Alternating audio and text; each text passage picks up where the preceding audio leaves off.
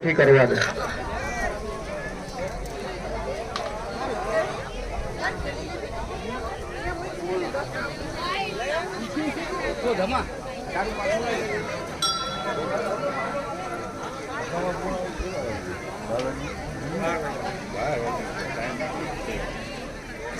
તમે બંને જણા ઉભા થઈ જાઓ।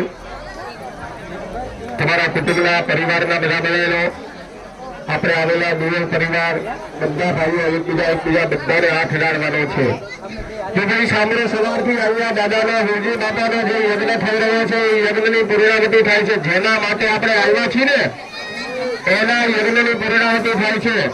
જે ઉભા રહી શકો એ બધા ઉભા રહેવાનું છે, ન ઉભા રહી શકે એ બેસે એમાં વાંધો નહીં, ન ઉભા રહી શકે એ બધા બેસી શકે છે।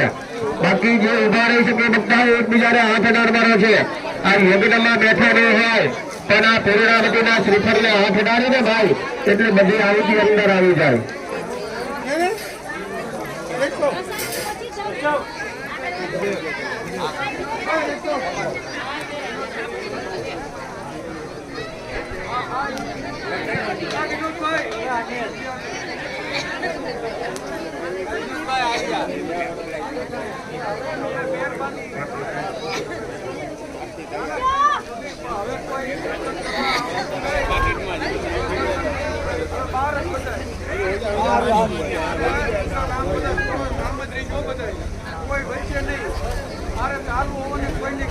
ભાઈ બધાને ખાસ સૂચના છે, દાદાની પૂર્ણાહુતિ થાય છે, કોઈ મંદિરમાં વચ્ચે હલન ચલન કરવાનું નથી।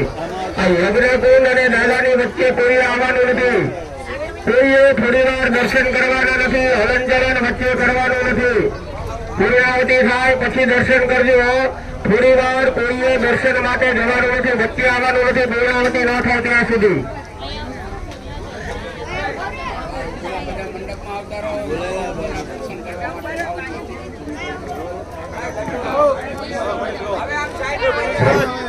એ બાર જે કોઈ ઉભા હોય એ બહેનો ભાઈઓ અહીંયા યજ્ઞ મંડપમાં પધારજો। બેન બાજુ બહેનો ઉભા રહો, ભાઈ બાજુ ભાઈઓ ઉભા રહો અને આ પૂર્ણાહુતિના દર્શન માત્રથી આખા યજ્ઞનું ફળ પ્રાપ્ત થાય છે। તો ઘણા મોડા આવ્યા હોય, હજુ હાઈલાઈટ આવતા હોય તો પૂર્ણાહુતિના દર્શન માત્રથી પૂર્ણ ફળ પ્રાપ્ત થાય છે।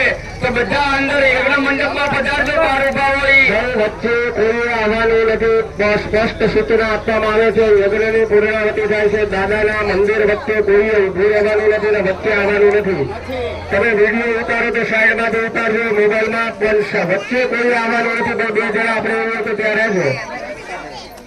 નરેન્દ્રભાઈ તમે આવી જાઓ।